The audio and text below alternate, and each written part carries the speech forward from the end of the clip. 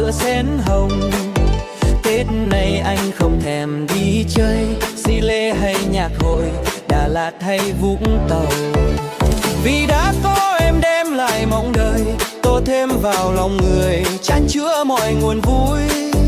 Tết này anh không thèm đốt pháo, vì tiếng cười em rộn rã lòng anh rồi. Tết này anh không thèm chơi đánh bài, vì trong vòng tay anh đã có em như ngọc ngà. Tết này anh cũng chẳng chơi hoa, vì môi em cười như chứa cả vườn xuân.